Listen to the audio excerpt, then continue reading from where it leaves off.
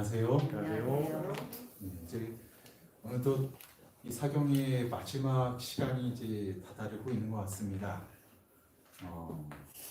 어제는 특별히 저희가 이제 스가랴서 1장과 6장에 있는 내용들을 함께 살펴보면서 이곳에서 하나님께서 우리에게 주시는 마지막 시대를 위한 기별을 함께 보았습니다.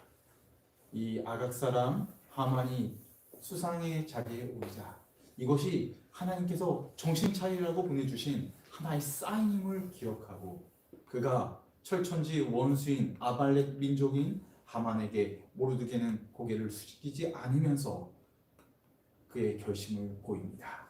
그 자그마한 결심에 하나님께서 함께 하셔서 정말 놀라운 일을 이루신 것처럼 마지막 시대에도 하나님께서 이러한 사인을 우리에게 분명히 주십니다.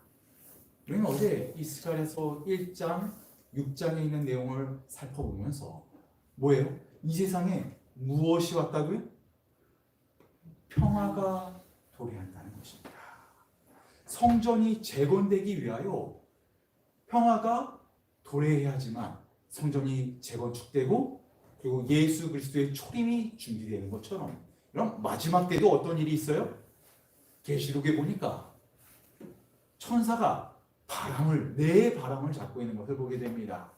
이 시대의 마지막 평화의 시대가 주어진 이유는 뭐예요? 장차 호령과 천사장과 함께 영광스럽게 재림하실 예수 그리스도의 재림을 준비하라는 복음을 전하라는 하나님의 거룩한 사명을 완수하라고 주신 시간임을 우리는 다시 한번 생각하게 되었습니다. 그래서 우리 어제 이 스가랴서 1장에서 4개의 말이 등장했습니다. 그렇습니까? 근데 놀랍게도 스가랴서 6장에서는 병거가 등장합니다. 말이 아니고요. 그렇죠? 그래서 우리가 이걸 같이 살펴보았습니다. 화석류 나무 사이 거기 스가랴서 6장에 보면은 두 산 사이 4개의 말이 등장했는데 4개의 병거가 있고 여호와의 천사가 서 있다라고 있는데 여기 누구 앞에 서 있다고요? 주 앞에 서 있다. 그리고 도대체 이 4개의 말이 무엇인가? 두루 다니라고 보내신 자들이다. 7절에서도 땅에 두루 다니고자 하니. 그래서 똑같은 평행 구조로서 1장과 6장이 함께 오버래핑 되는 그런 평행 구조를 우리는 살펴보았습니다. 자, 오늘은 1장과 6장이 하나의 평행 구조였다면 이제는 2장과 5장을 함께 살펴볼 것입니다.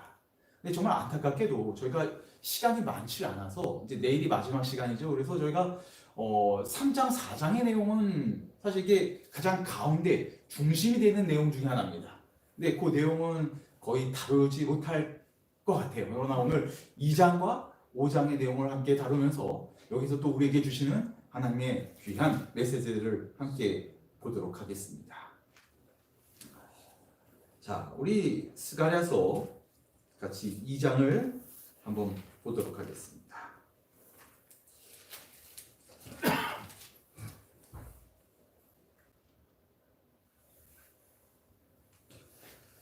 자, 2장 1절부터 한번 보겠습니다. 내가 또 눈을 들어본즉 한 사람이 청량줄을 그 손에 잡았기로 내가 어디로 가느냐 물은즉 내게 대답하되 예루살렘을 청량하여 그 장광을 보고자 하노라 할 때에 내가 천사에게 나아가매 다른 천사가 나와서 그를 맞으며 이르되 너는 달려가서 그 소년에게 고하여 이르기를 예루살렘에 사람이 거하리니 그 가운데 사람과 육축이 많으므로 그것이 성각 없는 촌락과 같으리라. 여호와의 말씀에 내가 그 사면에서 불성곽이 되며 그 가운데서 영광이 되리라. 자, 여기 보면 한 사람이 청량줄을 잡고 어디를 청량합니까? 예루살렘. 예루살렘을 청량하고 있습니다. 이 청량한다는 것은 무슨 뜻이에요? 땀을 뺀다는. 네, 이게 얼마나 큰 크기인지를 가지고 줄을 가지고 뭐 하는 거예요? 이 재는 거예요. 근데 여러분 여기 이렇게 읽어보니까 뭐라고 말씀하세요?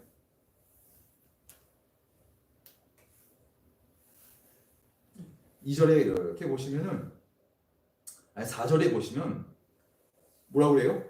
예루살렘에 사람이 거하리니 그 가운데 사람과 육축이 모함으로 정말 많아질 것이다. 여러분 지금 돌아와가지고 황폐해가지고 성전 건축이 뭐하고 있는 상황이었다고요? 중지되어 있는 상황이에요. 근데 청량을 했더니, 이상에서 어떤 사람이 나와서 청량을 했더니 어떻게 된다고요? 사람이 많고 정말 짐승이 많고 정말 풍족해지고 넘쳐난다는 것입니다. 그러면서 4절에 뭐예요? 그것이 성곽 없는 촌락과 같으리라. 성곽이 없는 촌락 생각해 보셨습니까? 여러분 이스라엘 재건을 할 때요, 가장 먼저 시작해야 됐던 것 중에 하나가 뭐냐면 바로 성곽을 짓는 거예요. 성곽을 지어야지 외부로부터 무서운 맹수나 적군으로부터의 모든 공격을 뭐 할 수 있어요? 방어할 수 있어요. 그 다음에야 뭐예요? 성전이나 아니면 그 여러 가지 것들을 건축할 수 있습니다. 근데 사람들이 많아지고 육축들이 많아지고 축복이 임하는데 그것이 뭐와 같이 된다고요? 성곽이 없는 촌락과 같다. 여러분 성곽 없는 촌락은 불안합니까? 안전합니까? 불안하죠. 불안해요. 성곽이 없는데 불안. 이게 축복이에요? 저주예요? 저주예요. 저주 같아요. 그렇죠? 근데 그 뒤를 보세요. 자, 성곽이 없는 대신에 뭐가 있는지 보겠습니다. 여호와의 말씀에 내가 그 사면에서 불성곽이 되겠다. 여기 성곽 필요 없어. 누가 성곽이에요? 하나님께서 성곽. 내가 불성곽이 돼서 어떻게 하겠다고요? 영광이 되게 하자. 예, 여러분 인간의 생각으로는 성곽이 없는 게 불행이고 저주 같아요. 근데 하나님이 뭐가 되는 거예요? 성곽이 되게. 불성곽이 되겠다라는 그러한 내용을 얘기하고 있는 것입니다. 여러분 이게 축복의 말씀일까요? 저주의 말씀일까요? 축복의 말씀이죠. 축복의 말씀. 하나님께 함께 하시는데. 네. 현실을 따라 살지 않고 믿음을 따라 살아서 예루살렘에 온 그들, 이 눈에 아무 증거가 아니 보여도 믿음만을 가지고도 거기 서 있는 자들입니다. 이들에게 하나님이 지금 뭘 주시는 거예요? 성곽이 되게. 내가 너희의 불성곽이 될 거야. 너희들이 이곳에 온 거 큰 축복이 될 거야 라고 지금 뭐 하는 거예요? 선언하시고. 축복의 말씀을 해주시는 것입니다. 여러분 이 말씀이 그들에게 큰 위로가 되었을까요? 네. 야, 우리 지금 성곽도 제대로 지어지지 않고 이거 성전도 건축된 게 이게 중지되어 있고 이 상황에서 불안하고 노심초사하는 그들에게 걱정하지 마. 내가 너희의 불성곽이 될 거야. 여러분 하나님이 위로의 메시지를 그들에게 스가랴를 통하여 전하는 것입니다. 여러분 기억나시죠? 그 엘리사 그리고 누가 있었어요? 그의 종이었던 근데 적국들이 쫙 따라와가지고 뭐예요? 엘리사 집을 포위했어요. 그것도 어마어마한 군대를 끌고 그때 기도합니다. 하나님 이 종의 눈을 뭐하게 해달라고요? 뜨게 해달라고. 탁 떴더니 기도하고 아멘하고 탁 떴더니 눈에 뭐가 보여요? 그 군대 뒤로 하나님의 병거들 천사들이 확 뭐하고 있는 거예요? 둘러 짐치고 있는 그 모습을 보게 된 것입니다. 여러분 저희가 이 현실을 바라볼 때는 두려워하게 됩니다. 그러나 여러분 믿음의 눈을 가지고 이 마지막 시대를 살아가게 된다면 우리는 큰 힘과 위로와 하나님의 군대를 보게 될 것입니다. 근데 여러분 이 2장과 또 함께 이 평행 구조를 이루는 게 몇 장이라고요? 5장을 한번 볼게요. 이게 2장과 5장은 완전 다른 내용 같은데요. 같은 평행선을 긋고 있습니다.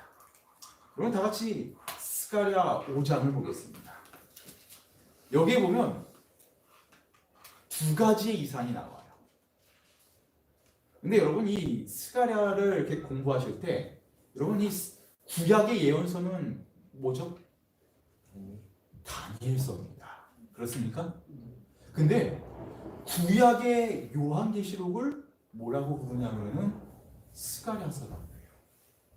그럼 이 스가랴서를 딱 보시면은요, 이 요한계시록의 핵심, 중심되는 내용이 여기에 다 등장해요. 여기 한번 볼게요. 여기 이렇게 그림을 보시면 뭐가 나와요? 두루마리 책이 두루마리 책이 있습니다. 근데 여러분 이 두루마리 책 옆에 뭐가 달려 있어요? 날개가 예, 날개가 달려 있습니다. 여러분 다 같이 스가랴서 5장 2절에 있는 말씀 한번 볼게요. 그가 내게 묻되 내가 무엇을 보느냐 하기로 내가 대답하되 날아가는 두루마리를 보나이다.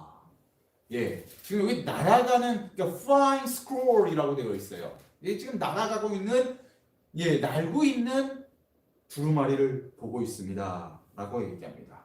그러면서 그 장이 몇이라고요? 20 규빗이요. 그 광이 10 규빗이니이다라고 되어 있습니다. 예, 지금 좀 전에 보신 것처럼 두루마기가 있는데 이 두루마기가 클까요? 작을까요? 크겠지요. 여기 보니까 장이 20 규빗이요. 광이 10 규빗이다라고 되어 있습니다. 한마디로 길이가 9m예요. 오, 9m면은 저기서부터 여기까지 될까요? 한 이 정도 될 것 같아요. 길이가 이만합니다. 넓이는 4.5m입니다, 여러분. 4점. 그러니까 이 천장. 예, 그러니까 엄청나게 큰 이 교회 본당만한 스크롤에 즉 두루마리에 뭐가 달려 있어요 지금? 날개가 달려 있어요. 이걸 스가랴가 딱 보는데 입이 딱 벌어졌을까요? 어마어마하게 큰 두루마리에 날개가 달려 있는 것입니다. 그래서 길이가 9m, 넓이가 4.5m입니다. 근데 여러분 여기서 나오는 그 장이 20 규빗이요, 그 광이 10 규빗. 이게요 처음 나온 용어가 아니에요. 이 길이가 어디에 나오는가? 여러분 한번 볼게요. 열왕기상 여기 딱 한 군데 나와요. 열왕기상 6장 8절 한번 3절 보세요. 열왕기상 6장 3절. 여기 보시면 전에 성소 앞 낭실의 장은 전의 광과 같이 20 규빗이요 그 광은 전 앞에서부터 10 규빗이며. 그럼 똑같이 나오고 있어요? 예, 20 규빗, 10 규빗. 여러분 이 길이가 도대체 이게 뭐라는 거예요? 성소 앞에 낭실이다라고 표현하고 있는 겁니다. 낭실. 근데 여러분 한 가지 보셔야 될 것은 예전에 출애굽 당시에는 회막 속에 있는 성소였습니다. 그렇습니까? 근데 아시다시피 솔로몬 시대 때 무엇이 지어져요? 여호와의 성전이 지어집니다. 이때는 살짝 구조가 조금 변경이 돼요. 그래서 여기 보면 성소 앞 낭실이다 되는데 거기가 어디인가? 여기 이렇게 화면을 보세요. 예, 여호와의 성전 앞 낭실인데 이 낭실이 어디냐면요 바로 성전으로 들어가는 입구에 있는 현관을 갖다가 낭실이라고 해요, 여러분. 여기 크기를 갖다가 20규빗, 10규빗으로 얘기하고 있는 것입니다. 그럼 여러분 날아가는 두루마기의 크기를 이 성전 앞 낭실의 크기와 똑같이 대칭했다는 것은 여기와의 깊은 관련이 있어요. 근데 여러분 이 성소 앞 낭실이 뭐 하는 곳이었는가? 바로 백성들이 거기에 오면은요 여기서 제사장들이 하나님의 율법을 읽어줍니다. 즉 여기서는 하나님의 율법을 듣는 곳이에요, 백성들이.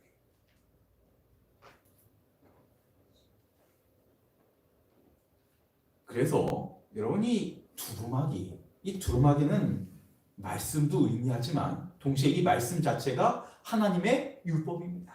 그렇습니까? 율법책이라고 해요. 근데 여러분, 이 율법책은요, 두 가지의 의미가 있습니다. 하나는 축복의 의미가 있고요. 하나는 무슨 의미가 있어요? 저주의 의미가 있습니다. 그래서 여기 민수기 5장 23절을 보면은 제사장이 저주의 말을 어디에다가요? 두루마리에 써서 그 글자를 그 쓴물에 빨아 넣고. 여러분, 하나님의 율법은요, 축복과 저주가 함께 들어가 있습니다. 여러분이 신명기 27장과 28장, 여기 보시면 이제 모세가 마지막 그의 유언처럼 남긴 내용들입니다. 그가 율법에 대해서 쭉 얘기하다가 이것을 너네가 지키고 행하고 순종하면 이 율법서에 담겨있는 하나님의 모든 축복이 너희에게 뭐하리라? 전해지라. 그러나 너희가 여기에 있는 율법에 대하여 순종하지 않고 불순종하면은 여기에 적혀있는 모든 저주들이 너희에게 뭐 할 거라고요? 응할 것이다. 이 두 가지 의미가 함께 가는 것입니다. 그래서 여러분, 이 율법을 또 한 번 반복할 때가 있어요. 아시다시피 가나안에 들어선 다음에 정복이 거의 끝날 무렵 여호수아가 어떻게 해요? 백성들을 다 모이게 합니다. 그래서 거기서 에발산과 그림산 거기를 찾아가 가지고 너네들이 이 말씀의 율법을 갖다가 지키면 축복이 임할 것이고 그러지 않으면 저주가 임할 것임을 그가 돌판에 새겨서 에발산에 세우는 모습이 이 여호수아 8장 30절에서 35절 사이에 그 내용들이 쭉 담겨 있는 것을 보게 됩니다. 그러면 여러분, 지금 스가랴서 5장에 나오는 그 두루마기, 이 율법은 축복을 말할까요? 저주를 말할까요? 요거에 대해서 스가랴가 다시 얘기합니다. 스가랴 5장 3절.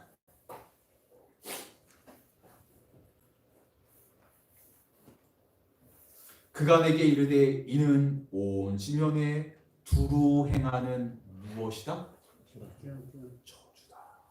여러분, 분명 스가랴서 2장에서는요 예루살렘에 거하는 것이 믿음대로 와서 따라가는 그 삶이 너희에게 큰 축복이 되고 내가 불성곽이 돼서 너희에게 큰 축복이 되리라 라고 축복의 메시지가 있는데요, 여기에는 무슨 얘기가 하고 있어요?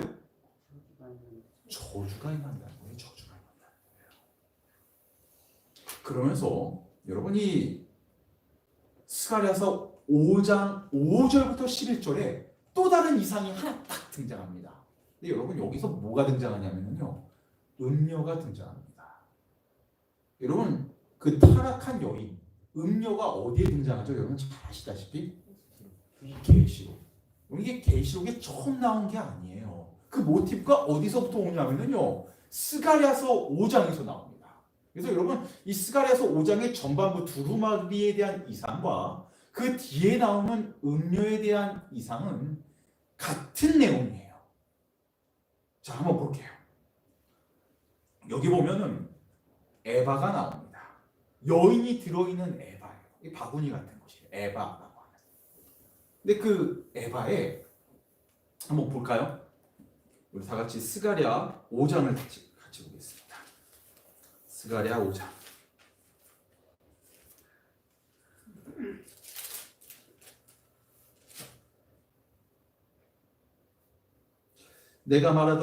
내게 말하던 천사가, 그러니까 두루마기에 대한 그 저주에 대해서 말하던 천사가 또 다시 얘기하는 거예요. 나아가서 내게 이르되 너는 눈을 들어 나오는 이것이 무엇인가 보라 하기로 내가 묻되 이것이 무엇이니까? 그가 가로되 나오는 이것이 에바니라. 또 가로되 온 땅에서 그들의 고향이 이러하느냐? 이 에바 가운데에는 한 여인이 앉았느니라 하는 동시에 둥근 납 한 조각이 들리더라. 그가 가로되 이는 악이라 하고 그 여인이 에바 속으로 던져놓고 납 조각을 에바 아구리 위에 던져 덮더라. 내가 또 눈을 들어본즉 두 여인이 나왔는데 학의 날개 같은 날개가 있고 그 날개에 바람이 있더라. 그들이 그 에바를 천지 사이에 들었기로 내가 내게 말하는 천사에게 묻되 그들이 에바를 어디로 옮겨가라니까 내게 이르되 그들이 신할 땅으로 가서 그를 위하여 집을 지으려 함이라. 준공되면 그가 제 처소에 머물게 되리라 하더라. 여러분, 여기 에바에 있는 여인이 이 저주가 되는 것을 갖고 있다가 그러다가 이렇게 노니까 뭐가 돼요? 또 여자 둘이 나와서 학의 날개를 이걸 가지고 어디를 간다고요? 에바를 가지고 어디로 간다고요? 신할산. 여러분, 이 신할산이 어디죠? 여러분이 예루살렘과 반대되는, 즉 스가랴 2장의 예루살렘과 반대되는 곳이 바로 어디냐면은 신할 땅입니다. 여러분, 신할 땅이 어디 나오는가? 여러분, 다니엘서 1장 2절 보세요. 주께서 유다 왕 여호야김과 하나님의 전 기구 얼마를 그의 손에 붙이심에 그가 그것을 가지고 신할 땅 자기의 신의 묘에 이르러 그 신의 보고에 두었더라. 여러분, 여기가 어디예요? 바벨론이에요. 즉 여러분, 현실을 따라서 안주해서 바벨론의 포로로 그대로 있는 사람들, 돌아오지 않고 바벨론이 무너질 것인데 그대로 남아있지 않고 빠져나오지 않은, 예루살렘으로 오지 않은 그 사람들에게 뭐가 임한다는 거예요? 저주가 임한다는 거예요. 즉 믿음을 쫓아 예루살렘으로 온 자에게는 하나님이 그들의 불성곽이 돼서 그들을 보호하실 것이고 그들을 축복하실 것이지만, 바벨론에 계속 머물게 되는 자들은 결국 율법의 내용대로 뭘 받겠다고요? 저주가 그들에게 임하게 될 것이다. 그 내용을 여기서 얘기하는 거예요. 근데 놀랍게도 여러분, 계시록에 이 내용이 나와 있어요, 안 나와 있어요? 여러분, 세 천사의 기별 중에 나온 기별이 뭐예요? 무너졌도다, 무너졌도다. 큰 성 바벨론이요. 여러분, 같이 볼까요? 계시록. 여기 같이 바벨론 얘기만 나오면 말이 안 될 수 있어요. 근데 여기 바벨론 얘기 나오면 무슨 얘기가 나와요?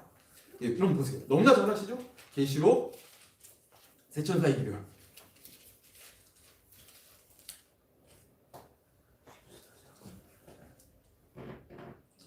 계시록 14장 8절. 또 다른 천사 곧 둘째가 그 뒤를 따라 말하되 무너졌도다, 무너졌도다. 큰 성 바벨론이요 모든 나라를 그 음행으로 인하여 진노의 포도주를 먹이던 자다. 여러분, 무슨 얘기 나오고 있어요? 음행으로 인하여.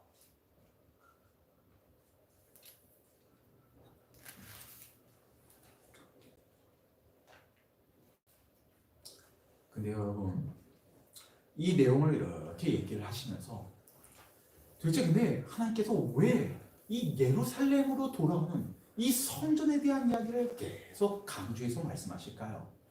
여러분, 스가랴서 2장 후반부를 보세요. 어떻게 이 내용, 하나님께서 그들의 불성광에 대해서 그들을 축복하시겠다는 그 내용의 마지막 결론이 어떻게 끝난지 한번 보세요. 여기 보시면 11절부터 13절까지입니다.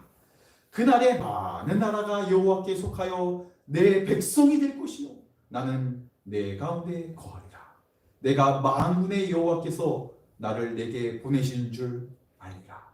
여호와께서 장차 유다를 취하여 거룩한 땅에서 자기 소유를 삼으시고 다시 예루살렘을 택하시리니 무릇 혈기 있는 자들이 여호와 앞에서 잠잠할 것이라. 여호와께서 그 성소에서 일어나시니라 하라. 여러분, 그 예루살렘으로 돌아오는 그들에게 대한 축복의 말씀을 얘기하면서 이 스가랴서 2장은 어떻게 마무리 지어주고 있어요? 너희가 내 백성이 될 것이다. 내가 너 가운데 거할 것이다. 라고 하면서 마지막 여호와께서 그 성소에서 뭐 할 거라고요? 일어나실 것이다. 그래서 왜 그 성소를 얘기했을까요? 그럼 아시다시피 이 스가랴는요, 뭘 재건하는 일을 중점적으로 다루고 있어요? 성전. 여러분, 왜 이 성전을 재건하는 일이 그렇게 필요한 거였습니까? 그 성전은 하나님의 계실 것이고 네, 또 이스라엘 백성들에게 아버지의 집이니까 꼭 네. 있어야 되만 네. 되야만 되는 성전이죠. 예, 맞습니다, 집사님.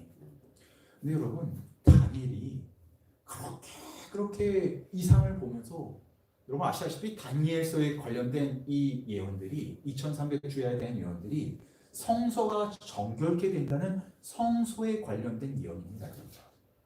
여러분 이 예언의 중심, 다니엘서의 예언의 중심에는 뭐가 있어요? 성소의 회복이 있습니다.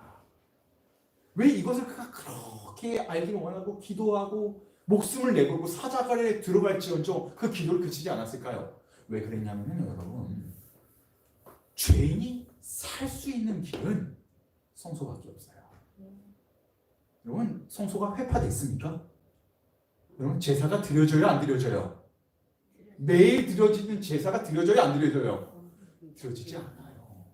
여러분, 죄인이 죄를 해결할 수 있는 곳은 어디밖에 없어요? 성소밖에 없어요. 성소를 통해서 구원이 이르는데 구원이 이루어지지 않는 거예요.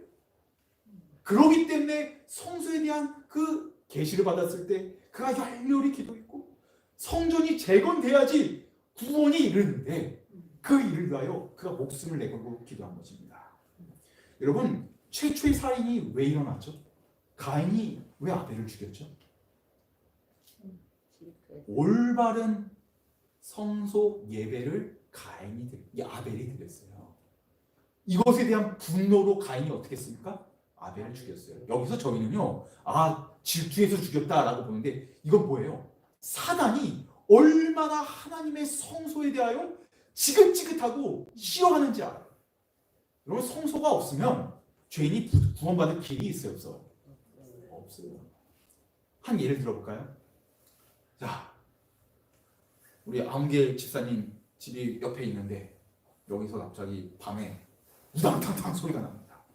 밥그릇이 막 깨지는 소리가 들리더니 10원, 20원 막 욕소리 들립니다. 아유, 무슨 일이 일어난 거예요? 아예 부부싸움 난 거예요. 큰일 났어요. 아침이 됐습니다.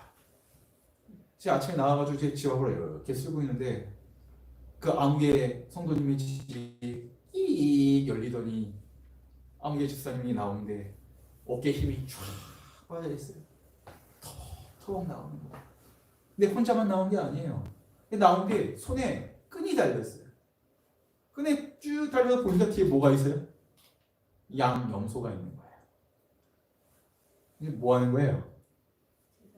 어제 부부싸움하고 대판 싸우고 죄를 범했으니까 이제 뭐 하려고요?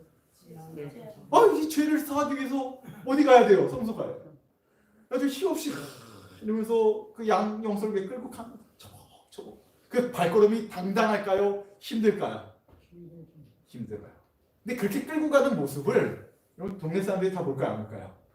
이제 보는 거예요. 아이고, 저 아무개 성도, 아이고, 어제 집에서 밥그릇 깨지는 소리 들리더니 아이고, 또 이 죄를 용서받으러 가는구만. 사람들이 다 봅니다. 정말 창피해요. 수치스러워요. 근데 이렇게 끌고 가는데, 여러분, 염소 키워보셨죠? 염소가 그 고집 센 사람은 뭐라고 해요? 염소 같다고 해요. 염소 고집. 진짜 말 안 듣습니다. 저도 옛날에 군대에서 영농반을 했었는데 영농반에 이 염소떼가 있었거든요.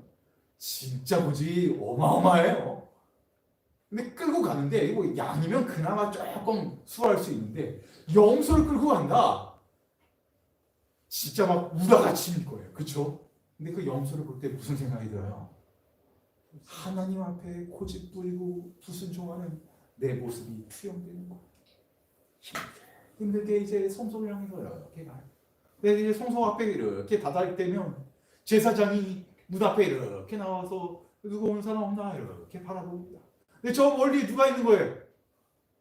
아무개 집사가 고개를 숙이고 막 힘들게 이제 염소를 끌고 오는 거예요. 그걸 가만히 보고만 있을까요, 제사장이요? 아니에요. 그 죄로 인하여 무거워진 그의 어깨를 바라보면서 아마 단련하는 거예요. 그러면서 그를 확 안아주면서 잡았어. 얼마나 마음이 아팠다. 잡았다. 그를 따뜻하게 반겨주면서 위로하면서 그를 성전 안으로 이끌 것입니다.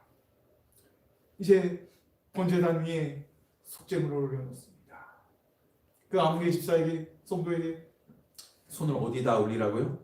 머리에다. 예, 양이나 염소 제물 위에다 올리고 당신의 죄를 다 고합니다. 그럼 어떻게 해요? 예, 어제 있었던 일 모든 죄들을 다 고합니다. 그러고 나서 이제 뭐라고 그래요? 이제 제사장을 설명합니다. 당신이 그 머리 위에 손을 얹고 그 죄를 고했기 때문에 당신의 죄가 누구에게 다 전가됐다고요? 이 제물, 속죄물에게 다 전가됐다. 이제 내가 칼을 들고 이 죄 없는, 그러나 죄가 전가된 이 양을 죽일 거예요. 이 죽음을 통하여, 이 죽음을 바라보면서 우리의 죄를 대신하여 장차 메시아이신 예수 그리스도께서 피를 흘려 돌아가실 것을 기억하라고. 그때 우리의 죄가 사해질 것이라고. 그러면서 그 앞에서 뭐예요? 양을 잡아 죽입니다. 양이 막 버둥거리면서 힘없이 피를 흘리면서 죽는 그 광경을 목도하면서 이 죄인은 그래, 나를 위하여 예수 그리스도께서 이렇게 피 흘려 돌아가시는구나. 그 끔찍한 장면을 목도하면서 내 죄의 가치가 나의 메시아신 예수를 결국에는 죽음에 이르게 한다는 그 깊은 그 사건을 생각하게 돼요. 여러분, 그걸 한 다음에 여러분 제사장이 어떻게 해요? 의인이라고 그를 칭합니다. 그는 믿고 가게 되어 있습니다. 그렇습니까? 믿고 가게 되어 있습니다. 이것이 성소예요. 우리의 죄가 해결되는. 여러분, 그래서 여러분 이 마지막 때도요, 계속 이 성경의 역사를 보면요, 사단은 계속 뭐 하는 거예요? 성전을 파괴하려고 해요. 특별히 여러분 성전의 모체가 되는 게 누구예요? 스가랴서 후반부에 나오는 여호와께서 성소에서 일어난다. 여러분, 예수 그리스도가 이 성전 그 자체입니다, 여러분. 그렇습니까? 아닙니까? 여러분, 왜 에스더서가 왜 일어났을까요? 여러분, 에스더서 딱 읽어보면, 야, 이거 진짜 멋있는 소설, 장편 소설이다. 단편 소설이다. 너무 멋있다. 이렇게 느껴지시나요? 아니에요. 깊이 보시면요, 사단이 지금 뭐 하는 거예요? 유대인들을 전부 다 뭐 하는 거예요? 죽여버리겠다는 거예요. 근데 여러분 아시다시피 예수님이 어느 지파에서 나와요? 유다 지파에서 나와요. 유다 지파가 다 죽으면, 유대인이 다 죽으면 누가 못 태어나요? 예수 그리스도가 태어나지 못하는 것입니다. 여러분, 이 스가랴서 2장에 12절에 여호와께서 장차 유다를 뭐 하다고요? 취하여. 13절에 여호와께서 그 성소에서 뭐하게 하겠다고요? 일어나게 하시리라. 여러분, 사실은 이거는요, 성소를, 즉 예수 그리스도를 탄생시키지 못하게 하려는 사단의 방이었어요. 근데 그때 하나님이 누구를 마련하셨어요? 죽으면 죽으리라 에스더를 준비하셔서 이 사단의 계율을 하나님의 놀라운 섭리를 이루는 놀라운 일로 바뀌는 것을 보지 않습니까, 여러분? 여러분, 지금은 어떻습니까? 지금은 이 땅에 성소가 있어요, 없어요? 없어요. 지상 성소는 이미 다 파괴됐고요. 이미 예수님이 십자가에 달려 돌아가시면서 휘장이 찢어지면서 이 지상에 있는 성소의 의미는 더 이상 없어졌어요. 왜요? 성소 자체이신 예수님이 십자가에서 뭐 하셨어요? 달려 돌아가셨기 때문에. 이제 뭐가 남았어요, 대신? 계시록에 보면, 히브리서에 보면 뭐가 남았어요? 하늘 성소가 남았어요. 그래서 지금 사단이 지금 하는 게 뭐예요?